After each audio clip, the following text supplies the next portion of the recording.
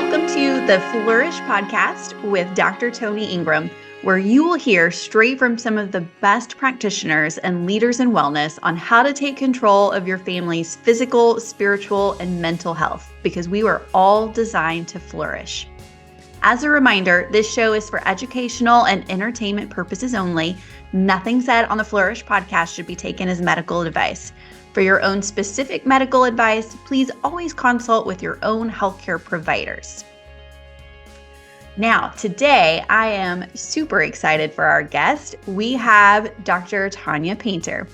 Dr. Tanya Paynter graduated from the University of Washington with a bachelor's degree in Cellular and Molecular Biology and a minor in Inorganic Chemistry before attending medical school at Bastyr University. She graduated in 2012 with her Naturopathic Medical Degree and has been treating women with chronic migraines for almost a decade. Having suffered from chronic migraines herself for nearly 20 years, she has a God-given calling to help women find a way to manage their migraines more effectively. She is the founder of Migraine Mastery, a 24-week online program designed to significantly reduce migraines and help women better manage their symptoms so they can get back to saying yes to life. So Tanya, welcome to the show. I am super, super excited to Thank you. Thank you for having me. I'm excited to be here. We didn't know if this was going to be happening because, as everybody can hear, my voice is not awesome. I'm just getting out of a week-long COVID bout, but I'm here. We're here, and we get to do this. So I'm excited to be here. We made it. Very good. Okay, so tell us a little bit about your journey to treating your own migraines and how that changed your career. Well, when I actually didn't know I had migraines for many years. I just thought they were really bad headaches that I would have all the time, and that's kind of what my doctor told me. And then, take some over-the-counter meds and you'll be fine. And so when I went to medical school, I realized, wow, these are undiagnosed migraines that I've been having most of my life. It started when I was involved in a car accident when I was 16, and they just got progressively worse from that point forward until I was having a headache. I was living in a constant headache every day, and then I would have flares into migraines multiple times a week. So when I went to medical school, I was obviously very interested in learning how I can address my own issues, and, learned about diet and gut health and all of the things, hormones and adrenals and stress, and how all of these things play a role in how I was feeling, and started working on myself. And so when I graduated from med school, I was pretty much headache free at that point. Like, I had figured it all out. It took me 4 years, but I did it. It's amazing. And yeah, it was, especially after, not having any support for so long. And then, I would just get super excited when people came in with headaches. Not that I was excited they had headaches, but I knew exactly what I needed to do to take care of them. So I was always excited when that was their main complaint, and was always very effective at being able to help them with their migraines and their headaches. And that just kind of led me down the path to where I am now. Awesome. So do you still struggle with migraines sometimes? And if you do, what do you do to get rid of them fast? I haven't had a migraine in 9 years now. I do still occasionally get headaches. Sometimes, most commonly, they're either related to when I'm sick, or, which is not uncommon, or when some hormonal stuff. And so, well, I guess there's a third time, and that's usually when I'm not taking care of my body, as far as, making sure I'm resting and doing self-care and diet.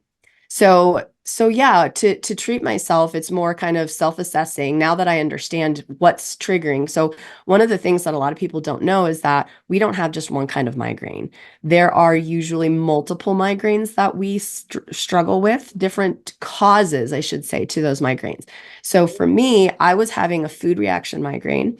I was having a stress reaction migraine, and I was having a hormone reactive migraine.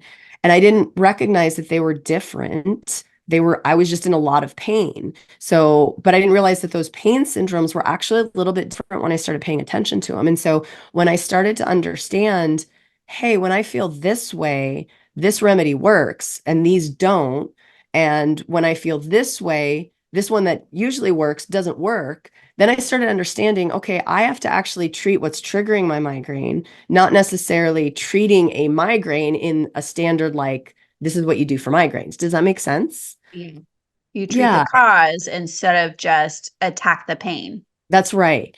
And so once that light bulb clicked on, now I'm able to just assess, all right, what have I been doing? How's my stress level been? What's sleep been like? Where am I at in my cycle? I go through the list of questions. I'm able to identify what the problem is.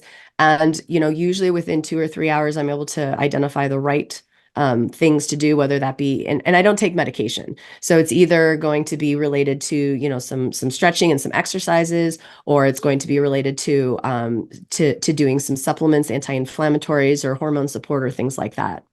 Gotcha. And you said something interesting there that I'm hoping you can expand on a little bit. So you definitely distinguish between a migraine and a headache. And normally when I talk to migraine sufferers, any headache is a migraine because they get migraines. Um, so can you expand a little bit? Because I honestly don't know. What is a migraine physiologically? Like what's going on inside the head and how is it different than a headache? Yeah, that's a great question. So a headache is usually a part. You can actually have silent migraines where you don't have pain, but you have the neurological symptoms of a migraine. So the important diagnostic pieces is that you have at least 5 headaches that have lasted between 4 and 72 hours that are not treated by, regular, Advils or something like that, and that they have two of the following, like there's a list, right? And they have to have two of these. So it's in one specific location, it's pulsing in intensity and the quality of the pain. It's moderate or severe, so something that is pretty significant. So it's not just like I've got a nagging headache kind of thing, right? And then it's aggravated by doing routine physical activities like walking, climbing the stairs, doing the dishes, whatever it is. And on top of those qualifications, it also has to have at least one of the other following things, which is nausea, vomiting, light sensitivity, or sound sensitivity. So if you have that constellation of symptoms, then that headache is a migraine. Okay. Gotcha. Gotcha. Gotcha. So is there, what exactly is going on? Is it just neurological or is there a vascular component also? Is it kind of all of the above? Like, Yeah, are we yeah. having just So inflammation in vessels or inflammation in nerves? yes, yeah. Oh, So we don't there's a lot of different theories on what's going on in the brain, what's causing the pain, why it happens to some people and not to other people. And what we do know is that it's just a multifactorial thing, right? It's not as easily definable from a diagnostic standpoint as say Hashimoto's or hypothyroidism, where there's definite diagnostic and lab work criteria that can tell us this is what's going on. With a migraine, we have kind of all of the above. So one thing we do know is that there is a very odd hyper-excitability that happens in a migraineur's brain. It a lot of times, like there are people that say, well, it's not vascular related, it's actually inflammation of the nerves. There are other people that say, well, it's totally a vascular thing. My experience is that it's both, right? It can be triggered by extensive sensory input. It can be triggered by low blood pressure. It can be triggered by high blood pressure. So there's definitely components of all of the above. One of the most common components is that there is a vascular piece to it where the blood vessels will relax in the brain that increases that pressure because, the blood vessels are getting wider. And that can kind of trigger this cascade of hyperexcitability as the brain is sensing this expanded pressure, and that then will kind of spiral into a migraine, which is why in a lot of cases, triptans are very effective. But there can also obviously be cases where triptans don't work or they make the situation worse. So then we have to look at, well, there's neurotransmitters involved, and how do the triptans affect those? There's hormones involved, and triptans don't affect hormones pretty much at all. So you're not going to have any effectiveness in treating a hormonal migraine with a triptan in most cases. Okay, forgive me for being dumb. I don't know what a triptan Oh, is. I'm sorry. Yeah. So a triptan is it's the number one kind of first line go-to medicine for migraines. Okay. So Okay. it works on the serotonin pathway. So serotonin is a neurotransmitter that is highly implicated in migraines, but again, it's not present in all of them. So there's never a 100%, Interesting. diagnosed. It's a serotonin issue. It's a high blood pressure issue. It's a, Yeah, whatever. It's potentially all of those.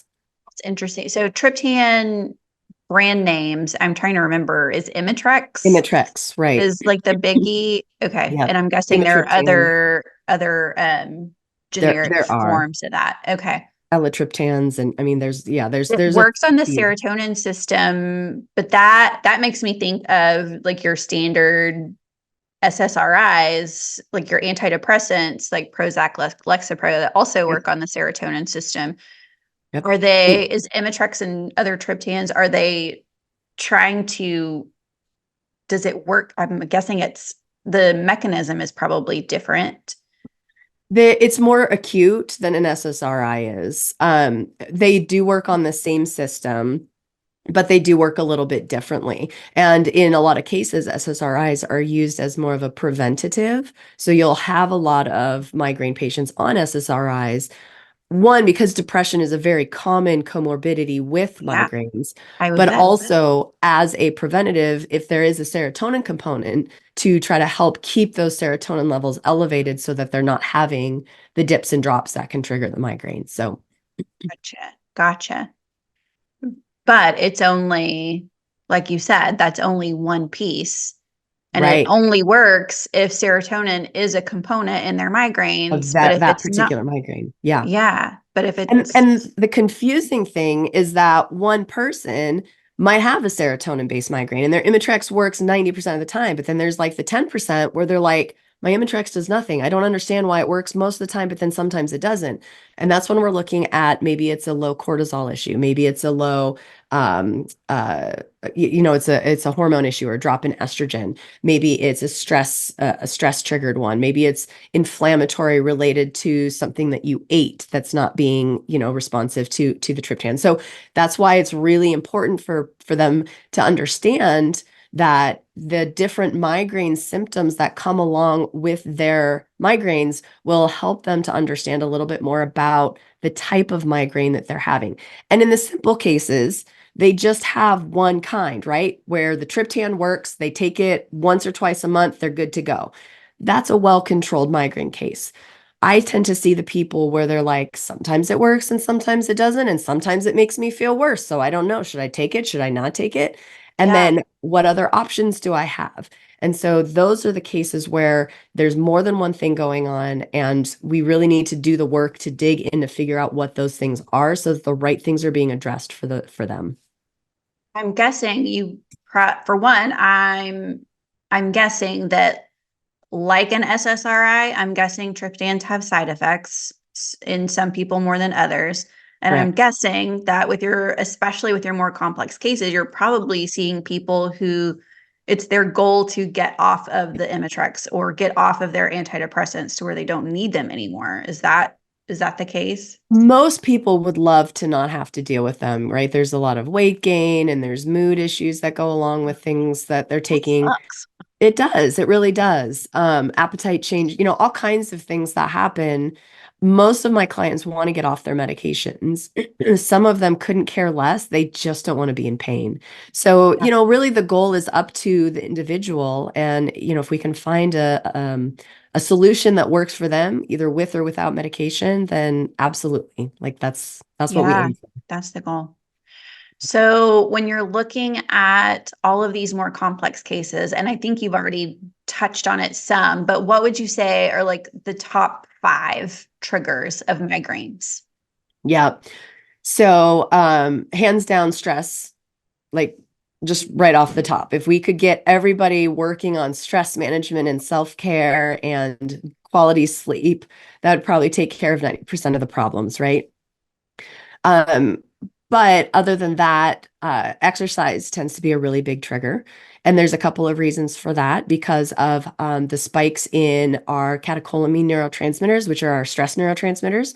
So we tend to get spikes in our adrenaline and noradrenaline when we're exercising, which is good. It's a good thing. But for a migraineur, the spikes can actually trigger a migraine, and the withdrawal after they're done exercising can trigger a migraine. So that can be, that's another kind of neurotransmitter piece that's not really affected to serotonin, but we need to be looking at their catecholamines and see, all right, are they having an epinephrine norepinephrine problem?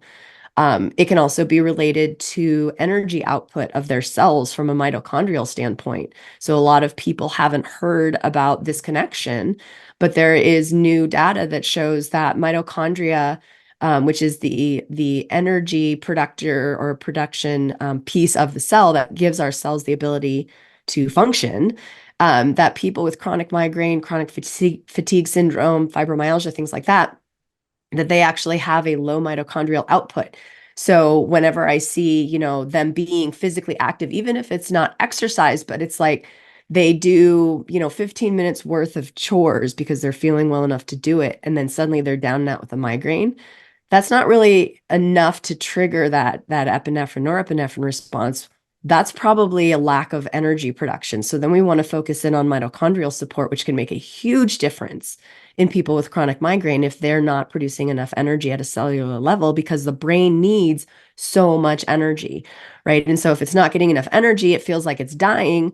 And then when that happens, it goes into fight or flight mode. And then suddenly we've got this cascade of events that you can't stop. So that's another piece. And then I often see diet. There's a lot of dietary triggers out there, which kind of stems back more, not necessarily to the diet, although we have to have a clean, anti-inflammatory whole foods diet for sure. But it's not, if you react to a ton of foods, then there's probably something else going on from a gut standpoint. So we really want to look at that. And then time of day is a big one because of some of the circadian rhythm pieces that our body puts out hormones at certain times. And sometimes the ups and downs of those fluctuations will be a trigger. So if it's triggered at the same time every day, we want to take a look at, all right, is it a cortisol issue? Is there something going on from a thyroid standpoint? Is there something going on from a hormone standpoint that we need to address? And then the last of my top 5 would be weather. And so this one, people feel like, well, dang it, like there's nothing I can do about this. And that's actually really incorrect, because weather triggers are usually a result of serotonin drops, because low pressure systems will drop our serotonin physiologically. That's one of the reasons why I think SAD is so prevalent, seasonal affective disorder, where you get really depressed in the winter. When we have so many storms coming in, our serotonin levels are so low. I think that is I had possibly a no idea. component. Yeah, it's really interesting. Interesting. So if we work on supporting serotonin via diet, so by doing things like eating healthy, good whole grain carbs and other foods that can boost our serotonin levels, you can actually ride out a storm without the need for any medication. And then there's things like 5-HTP and melatonin that can also help to support during, big storm pieces. And so that's actually one of the easiest of the migraine triggers to treat, because it's physiologically, it's just about supporting that serotonin. Direct cause and effect. That's Yeah. so fascinating. Okay, so that's probably a good segue too into my next question. So, what are some of your favorite go-to strategies for treating migraines in your clients? So, we have kind of a very comprehensive approach. One of the things that we really, really advocate right off the bat is starting to understand what our symptoms are telling us. So one of the first things that we want to do is to help the client understand what exactly is going on in their body and what their symptoms are telling them. So we really want to start closely tracking the symptoms related to each migraine, which can be hard to do when you're in pain. But if you can start to understand, like, sometimes you get the stabbing behind the eyeballs, and sometimes it's an ice pick in the back of your head, and sometimes it starts at the base of your neck and it starts to kind of crawl up. Those are all different symptoms and different types of migraines, right? Those three different examples are not all going to necessarily be treated with the same thing. They might require different treatments. So then it's a matter of understanding, okay, well, now what symptoms are associated with what problems? And we want to start looking at hormones. We want to start looking at stress. We want to start looking at diet. We do a lot with structure and understanding proper body mechanics and posture and how that plays a role, especially when we're, working or at a computer. We want to take a look at how our adrenals are functioning and what our cortisol levels are doing. And then we also really want to pay attention to mitochondria, as I mentioned earlier, and our detoxification pathways, because there's been some interesting research over the last decade that has shown that people with chronic migraines are actually very deficient in their major antioxidants, which means their bodies cannot process toxins the way somebody without this problem can. And then those toxins will just sit in their body, wreaking havoc and causing inflammation. So we need to work on getting those toxins out of the body to allow their body to be more resilient is the word I'm looking for. Wow. Yeah. Okay. I have an idea. Do you want to play a fun game? And if not, Yes, that's okay. We'll edit it out. I would love to play a fun game. So I have always been curious about what the cause of my headaches was when I was in dental school. And Okay, yes, let's do it. I had a doctor who said, they sound kind of migraine-y, but not really sure. And at the time I was not very holistically minded. I just didn't know. So here's what would happen. Okay. It was, and I don't get them anymore. Like, it's very, very rare that I get them now. They would happen on a Friday night without fail. A Okay. Friday after school was done, after I was done with Can all I of my pause you clinic. for a minute?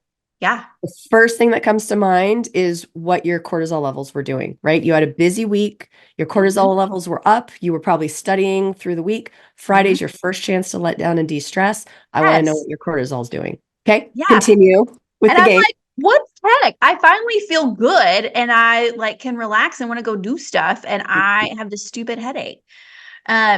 And it was always, I thought it was a sinus headache, but I never had a runny nose.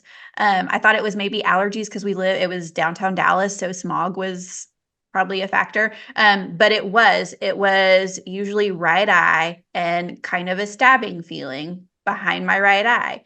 And Sudafed was my go-to. It always worked. I always felt amazing because you get that rush afterwards from the Sudafed. So I could get up and clean the apartment that I was in or study some more and get caught up over the weekend.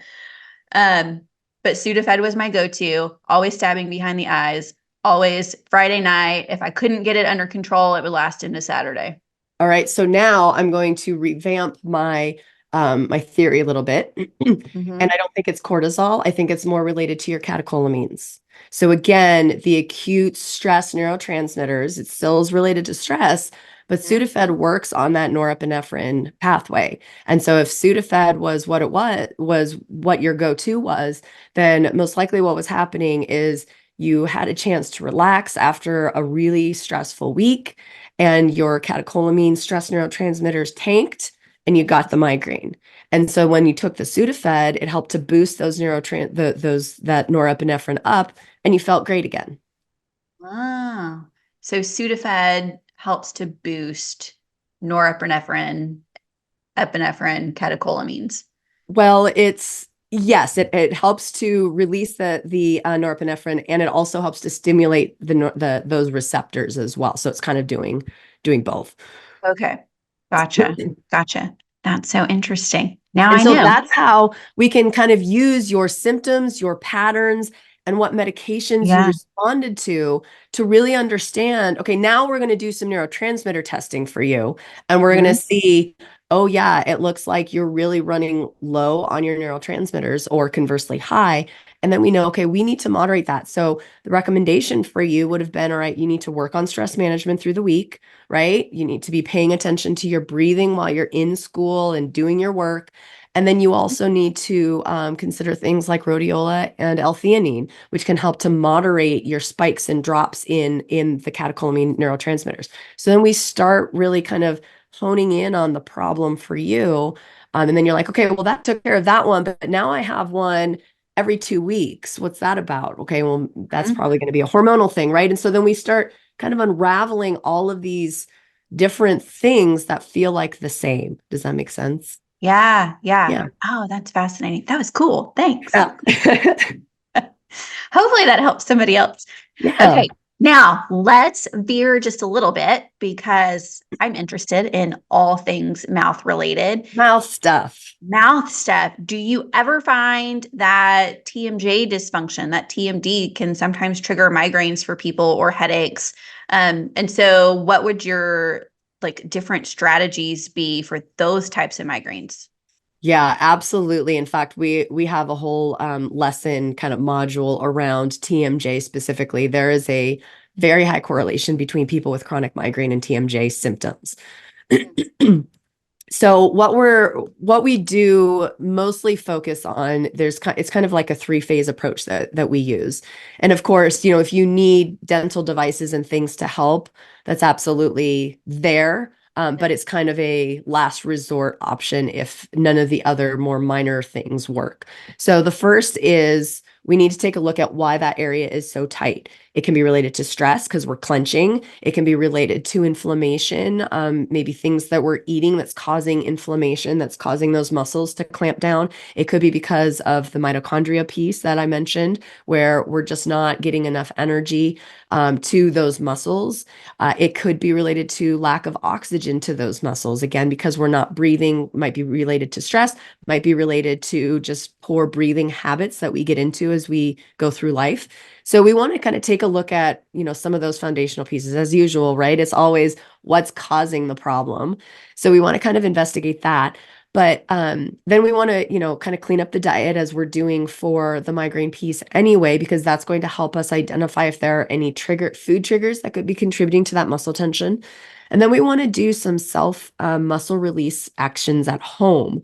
So there's a muscle, which I know Dr. Toni, called the lateral pterygoid that helps us to, or causes our jaw to close. And that's what it gets really, really tight when we're clenching our jaw. So we can actually go in with our fingers into our mouth and touch that muscle.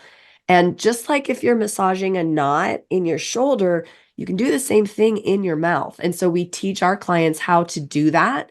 And it's really painful and really uncomfortable until you're able to kind of release some of that tension. And then it starts to become like, oh, there it is. It's relaxed. That feels good. So we Yes. teach them how to do that. And then last but not least, we want to make sure that people are going in to be assessed chiropractically for cervical C1, C2, mandibular movement, things like that, to make sure that there's not a misalignment that is contributing to the muscles being tight and trying to hold things in place when something is out of place. And so we want to make sure that structurally things are sound. That really is exactly how I deal with TMJ issues too, in those orders. Love it. I just can't address it from a migraine standpoint, but yeah, I do the Yeah. exact same thing. Some kind of mouth appliance is last resort. Um, we practice self massage. I tell them how to get their fingers in their mouth and really find those knotted up muscles and do the Awesome. release themselves. I've Um, actually never heard of a dentist giving any of those tips. Can I just say kudos to you, Dr. Toni? That's amazing. oh, I gosh, they should be. That's so I easy. I know. Yes, I'm with you, but no, So I've never easy. heard of that. Yep. Yeah, especially in the shower in the morning. That's my Yep. favorite time because it's usually most tense because you've been clenching at night. You Yep. get in the shower where things are moist and warm. And I usually say, take the thumb of your opposite hand, go in there, like in between your Mm. top molar and your bottom molar, and find that spot. And Find you will it. know it when you hit it, right? You You will will know know it it. when you hit it. Yeah. And then make it hurt till it feels good. Yep. Yep. You know what's interesting is that and I've practiced with this a little bit. It takes a little bit extra time chair side, so I don't get to do it all the time. But there are some body workers, like some really skilled body workers, that I refer some of my TMJ patients to if I can like things are just knotted up and they're this tense mess. And this one body worker her approach is the opposite, but it's so cool because it works so well. And this will sound totally woo, but that's okay. She'll find the spot and train you where to find the spot, but she doesn't put pressure. It's like just touch and intention. Oh, and it Uh, still and works. and it still works. That's And interesting. you find it, you're like, okay, yeah, that's the spot that hurts. And then, and she says in her like super hippie way, she's like, just you need to give that area some love, tell it it's safe, it's I love okay to it. relax. My Um, acupuncturist does that to me when I get acupuncture done, and she finds a hard spot, and she'll be like, "It's okay, just let go. Thank you so much for the burden you've carried, but you can let it go now." And then it does. It and then just it does. relaxes. It's just the Yes. weirdest thing. I love it. Yeah, I love practitioners who don't feel the need to brute force everything. I know. Well, you know what? That is such a painful, like it literally brings tears to my eyes when I do it. And Yeah. if you can save your patients from having that kind of like tear bringing pain, I'm all Yeah. for that. Maybe I need to kind Seriously. of re-look at my technique. Or come down to Texas and I'll introduce you to it's Marnie Mateus. She's fabulous. She's at Kikino. Come down to Texas. I'll treat you to a session. Good job, Marnie. I love it. Okay, so other areas of tension that I see in the mouth are tongue ties, tongue and lip ties. Again, we're Hmm. looking at now it's not just muscle tightness, but more of these fascial restrictions. So have Yep. you seen any correlation between tongue ties and migraines?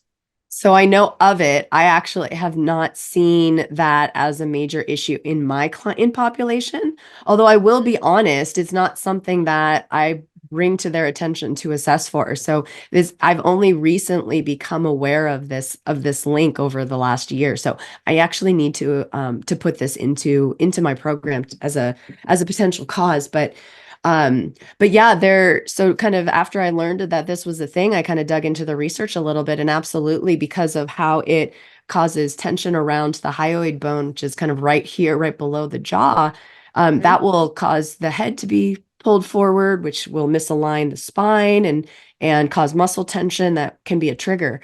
Yeah, So it's definitely something that, and apparently it's not posture risk. uncommon to have a missed tongue tie in adulthood because Oh, it's for sure. minor enough that it didn't affect the children. And you can probably speak to this better than I can, Dr. Toni.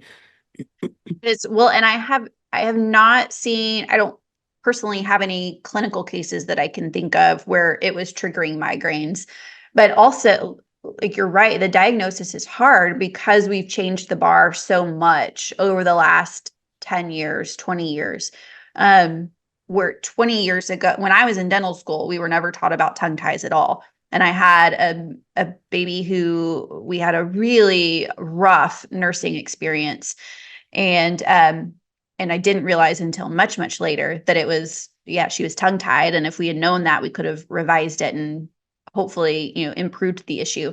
But so there's a ton of, I'm tongue tied, I have not had mine revised yet, but just didn't know because I compensate well enough, even through childhood. I didn't have any speech issues, I actually nursed okay. But that's where we see these, okay, like if we release the tongue tie, then all of a sudden, yeah, you're freed up to where you don't have to have that forward head posture anymore. It relieves tension in the traps, so your shoulders have less tension. So it makes sense that, yeah, if there was some spinal issues, forward head posture, some tension in the neck and the shoulders, where that could be a trigger for some people if they're struggling with migraines.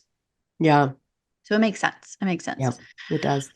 Um, Now, weird question because I like percentages.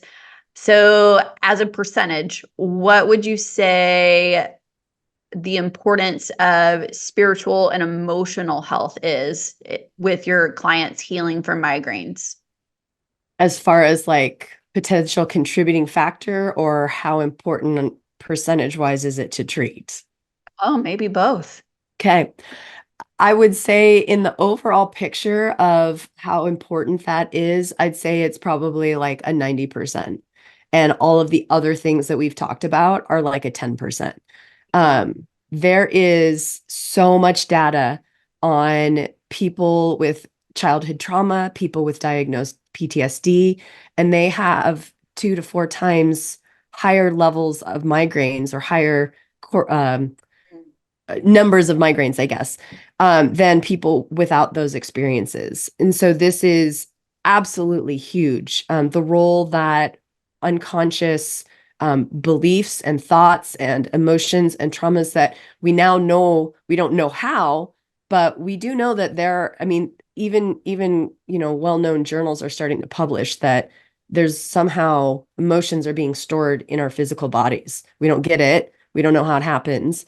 And it does sound woo because it's not something we've ever looked at before, but they're starting to recognize like there is definitely a correlation here between traumas and emotional issues and chronic issues like migraine, fibromyalgia, chronic fatigue syndrome, things like that. So this is absolutely extremely important. And I would say 100% of people need to be looking at and addressing. And this is something that we spend weeks on in our program as well, is kind of assessing and looking at emotional barriers, emotional traumas. Have you worked through everything? And can you talk about what happened? And if you can't talk about it because, it makes you uncomfortable, nobody wants to, but can you? Some people just can't. And if you can't, even though you've done years and years of therapy, you're not ready yet. Like there's still issues that are unresolved. You should be able to talk about it. Doesn't mean you should want to talk about it, but you should be able to talk about it without having any kind of physical discomfort or increased heart rate. Like it should just be another story that you tell.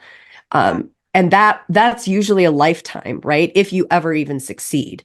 So I have a lot of clients who are like, well, I went 2 to 3 years of therapy and I addressed those issues.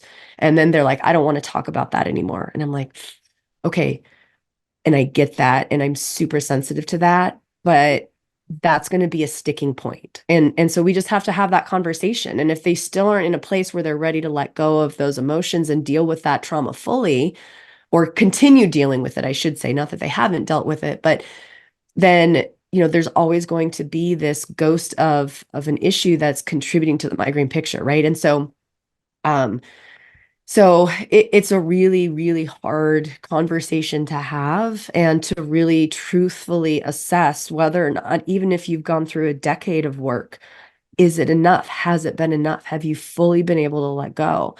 And really the highest percentage of people that I've found that can talk about it are those that have also engaged in a spiritual or religious practice that has allowed them to move past the physical traumas that happened, and relying on their relationship with God to help them move through that.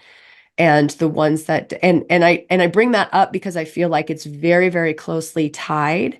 And there is, again, so much research on how having regular religious practices and having a relationship with God outside of your own being will actually improve outcomes across the board in chronic issues, from cancer to autoimmune disease to migraines.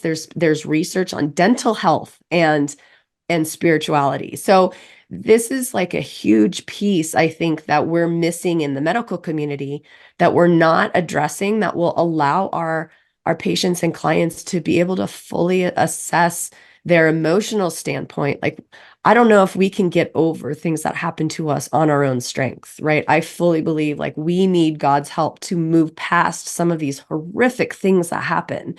And I feel like that can be a piece of why some people get stuck in that and some people are able to work through it and let it go. So anyway, that was kind of a little bit of a divergent conversation there, but I think No, it's I so love it. important. Yeah, no, those are huge numbers. For 90% of people, Yeah.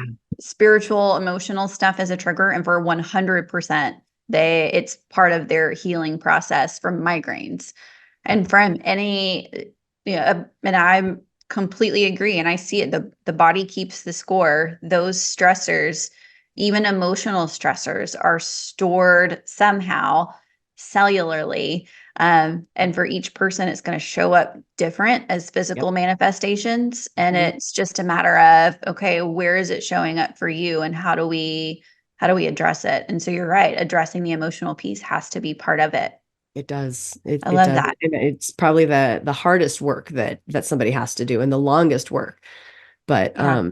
yeah, I think that alone will change your physical physiology. Like I think as practitioners, our first duty should be working on the spiritual emotional component of somebody and then addressing any leftover physical issues. Because honestly, if we work on those emotional pieces first, the physical stuff starts to resolve on its own, right? We start seeing less stress response. We start seeing people are able to get into their parasympathetic, which is their rest and digest, which is the opposite of fight or flight, where we should be living most of the time. And we as a Healing mode. society, what's Yeah. that? It's healing mode. Yeah, it is. It's healing mode. Exactly. And most of the time we're in fight or flight. Like very few people actually have heard of rest and digest. Everybody knows fight or flight. They've all heard that we live there, but Yeah. nobody really knows like we should be living in rest and digest and only occasionally being in fight or flight. And that's just not the way we see things. And so I feel like if we can just really work on that stress management, spiritual, faith, emotional component first and make that the focus of medicine, I think so many of our chronic diseases will just start to resolve. Totally agree. Totally agree. Yeah. So what about oral health as a trigger to migraines? Do you see that? Have you noticed it in the literature, in your research? Yeah. Oral health, we've talked about TMJ, we've talked about tongue ties, but our bread and butter is cavities and gum disease. Can something simple like cavities and gum disease be a trigger for migraine somehow? Yes. So there is, we now understand.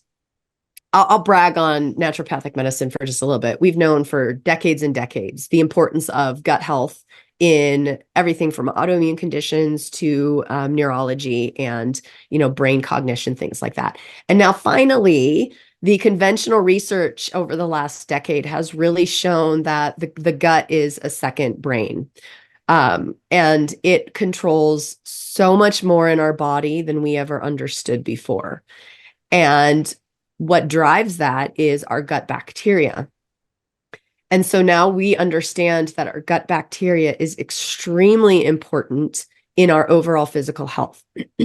Now, I bring that up because where is our gut health? Where is our gut microbiome coming from? It's coming from our oral health. It's coming from the bacteria that we eat. It's coming from the bacteria in our mouth.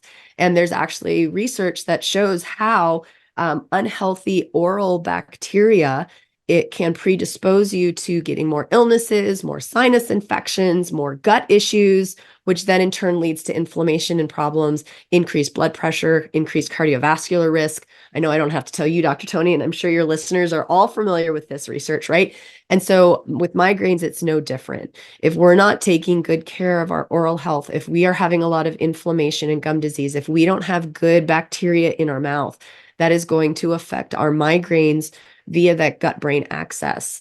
And our gut is just, we didn't really even touch on the importance of our gut in treating migraines. But even if you don't have any problems with digestion or food or, bowel movements or anything like that, you're like, no, my gut's fine. If you have migraines, your gut is not fine. I can 100% tell you your gut is not fine. There's stuff that we need to do to work on that because of that such close relationship between that gut and that brain. And so, the same can be said for the gut and the mouth. If one is unhealthy, absolutely 100% the other is unhealthy. So I can confidently say, using the logic we learned in like 8th grade math or whatever, if you have migraines, then wait, no, what is it? If you have migraines, then the gut is involved. And if you have poor mouth, then it will affect the gut. So then I can conclude that if you have poor oral health, then it will affect your migraines, right? So we can make that logical conclusion, understanding the connection between all these. And in fact, there is research that shows that people with poor oral health have a higher incidence of headaches and migraine issues. So it is absolutely very, very important to our overall health, and in particular, and to our migraines in general, and our migraines in particular. No, that's awesome. And that's good fuel for me, where we have those rare cases where we have to convince patients that their oral health is important. Like, yes, I see all these bleeding gums and your mouth looks like a hot mess clinically, but it's not hurting them. So they're like, okay, whatever. Yeah, right. But if they are also having migraines, then how cool is that if we could provide a tool that supports them in healing their migraines through healing their mouth, which in turn is part of healing their gut. Yeah, absolutely. I love it. Love it. Love it. Okay. I know we don't have too much more time, but I have a couple of more lighthearted questions. Okay, bring it. So I know in dentistry, and I think it's true in anyone who helps with chronic health issues, patients have amazing excuses on why they don't do what we recommend that they do. So what are some of the best or silliest or funniest excuses that clients give you? Yeah. I have to say that I feel very blessed in the fact that most of my migraine patients are very dedicated. Like, they've come to do the work, and they might not be happy about it, but they'll do it. However, there's always a few that don't want to. One in particular, we were able to figure out, a few of the things that were triggering her, and she went from daily migraines to like 6 a month. And she told us that it was because of what we had changed and some of the medication changes that she had made on our recommendation based on what we were learning about her body. And she was like, well, I'm not going to change my diet because it doesn't seem to make any difference. And you didn't really do anything, because as soon as we changed the medication, then that kind of resolved the problem. So I'm not going to do the stress management stuff because that didn't seem to work on anything. And I'm not going to do the dietary stuff because that didn't seem to work on anything. And I was just like, okay, but like, okay. I mean, I just didn't know what to say to that. It's like, we were able to figure out like what was going on for you. Yeah. And yeah, we needed to make those medication changes, but like, you stopped halfway through. Like, Oh my gosh. yeah. Yeah. So that one was a little frustrating, because it's just like I could see the light at the end of the tunnel for her, and she just didn't want to put in that effort. Which, if she was happy with 6 migraine days a month with the medication changes, then good. Like, I'm happy for her, but I saw I saw 0 days for her in the future, and she just didn't want to get there. So I guess I don't know. I don't find any of the excuses funny, because to me, they're more frustrating, because it's like I can see and hold that hope for them that maybe they can't see, which might be a little bit different in dentistry, because it's not such like a life impacting, well, it can be. But in general, I would assume that most of I totally get it. Yeah. Yeah. When they're in, especially when patients are, in younger to middle age, and they're not necessarily seeing the clinical, they're not having pain that's motivating them to take real change, like real action that lasts. No, that's good. Okay. I put you on the spot just a little bit. And I think too, for that patient, like I've found that some patients are, again, going back to emotional, mental, spiritual health stuff. Like some people hang on to their illness. They do. Like there's something that they get out of being sick, whether they part are of their conscious identity of it or not. Yeah. I absolutely see that. That's true, I think, across the board for all health topics. Yeah, I 100% agree with you. And I do think that was part of the case for her. Yeah. She didn't want to get completely well. She was well enough. Yes. And I was very happy, at least, that she was down significantly anyway. So Yeah. Well, give our audience, I know you need to jet, if you could give our audience any parting words of wisdom or words of hope that you would like to share for everybody. I love this question because that's the key word is hope, right? So many of the women and men too that I talk to are at their, I think, they've been given up by their neurologist. They're like, we tried all the medications, nothing works for you. Like, this is your life. Hopefully it'll get better after menopause. And I just want to say that is so not true. There is so much that we know about migraines now. We can't put it in a nice, neat, tidy little box. And so, unfortunately, conventional medicine doesn't know what to do with those cases that aren't in nice, neat boxes. But there is stuff that we can do, and it's work. But I know that the people that this is resonating with are not afraid of that work. They just need to find that hope again. So I just want to say that our most common clients, they usually come to us with, they started in their having migraines either in childhood or early adolescence, and they've had it their entire lives and it's gotten worse. And now they're in their late 40s or 50s and they're coming to us and they have 25 to 30 migraine days a month with very little response to medications. And they've tried everything and they're basically at their rope's end.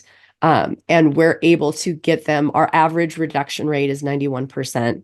So our average client drops their migraine days by 91%. So that usually looks like 2 to 3 migraine days by the time they're done working with us. So, and that might not be perfect, but it sure allows them to live their life again. So I just want to say that if anyone is listening and you're at your wit's end and you don't think that there's any hope for your migraines because your neurologists have all told you, even your headache clinics and the specialists and, the top tier in the country, there's still stuff you can do. So hold on to that hope. Don't give that up because you don't have to live like that. Oh, I love it. I love it. Love it. And we are all about taking our health into our own hands. We are our own best doctors. So if you get 10 doctors that tell you it can't be done, and you know in your heart that it can be done, Yes. then absolutely reach out to somebody like Dr. Paynter, and have hope. I Yes. totally agree. I love that. Hope. All right. Well, Tanya, thank you so much for your time today. We will make sure that we put links in the show notes where everybody can find you and have access to, because you're online, correct? So Correct. you can treat anybody anywhere. So we'll put all those links in the show notes for you, and we will catch you guys next time. Bye for now.